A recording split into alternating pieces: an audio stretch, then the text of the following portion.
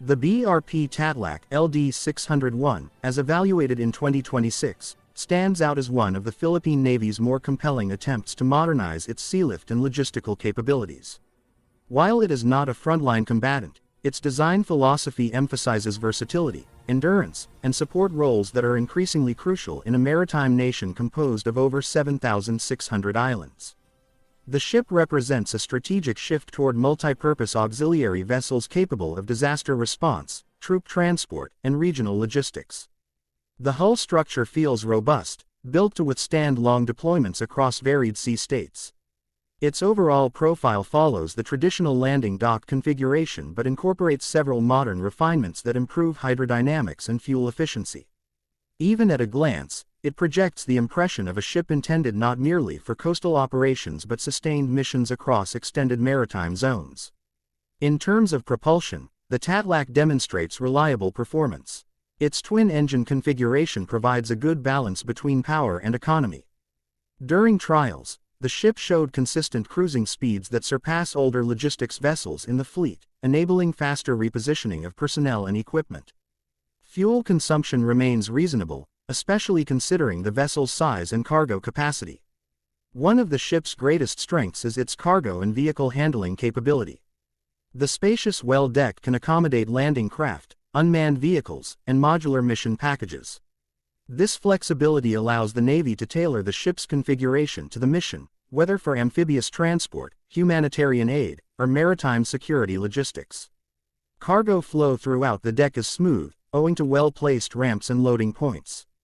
The main flight deck adds valuable operational depth. Although limited to medium-lift helicopters, it still allows the ship to support aerial resupply, medical evacuation, and reconnaissance operations. The deck structure feels secure, with reinforced plating and safety features that simplify helicopter operations even under challenging conditions. Interior habitability marks a noticeable improvement over past platforms.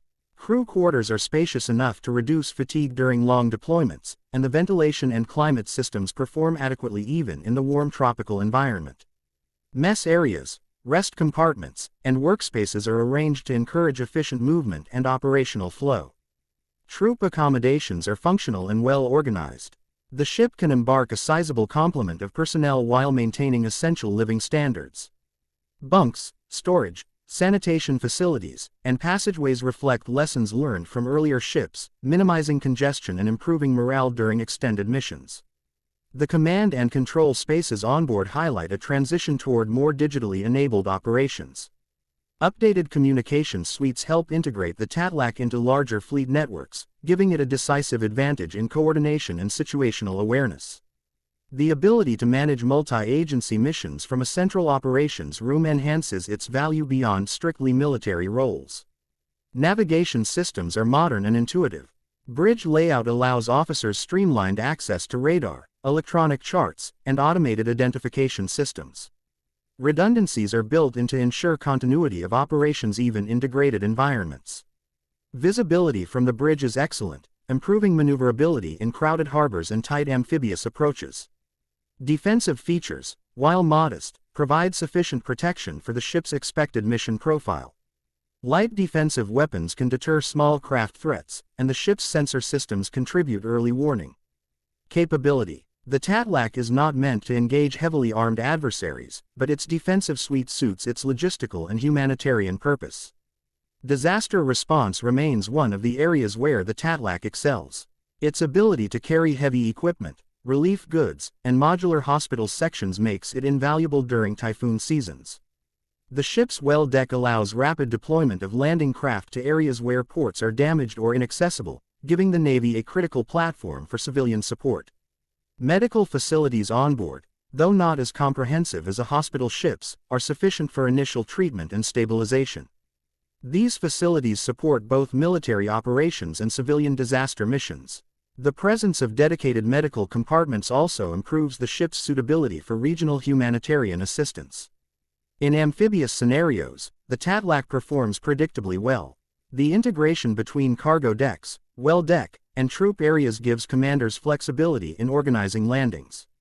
While not as fast or heavily equipped as larger foreign amphibious ships, it offers a reliable platform for moderate-scale operations common within the Philippine archipelago. Maintenance accessibility appears thoughtfully designed. Key systems are located in areas where engineering teams can perform routine checks without requiring excessive disassembly. This translates to reduced downtime and more efficient upkeep, particularly important for a fleet still in the process of modernization. The noise and vibration levels throughout the ship are lower than expected for its class. Crew who have served aboard older vessels will immediately notice the reduction in structural vibration, which contributes to overall comfort and longevity of equipment on board. In terms of endurance, the Tatlac demonstrates the ability to remain at sea for extended periods without resupply. Its storage capacity for fuel, water, and provisions supports multi-week missions, an essential requirement for both military operations and humanitarian deployments across remote islands. As for seaworthiness, the vessel handles moderate to rough conditions confidently. Its stability systems mitigate rolling effectively, enabling safer flight operations and cargo handling. Although not an ocean-crossing vessel by design, it has more than enough resilience for regional maritime environments. From a cost-performance perspective, the Tatlac stands as a practical investment. It advances the Navy's logistics capabilities without the financial burdens associated with larger amphibious warships. The return on capability is significant, especially given the dual-use nature of the platform. The ship's strategic value cannot be overstated. By bridging the gap between transport ship and humanitarian vessel, it serves both defense and nation-building roles. This versatility fits the Philippine Navy's evolving mission requirements in a dynamic Indo-Pacific region. Overall, the BRP Tatlac LD-601 in 2026 exemplifies the Navy's commitment to modernizing its support fleet.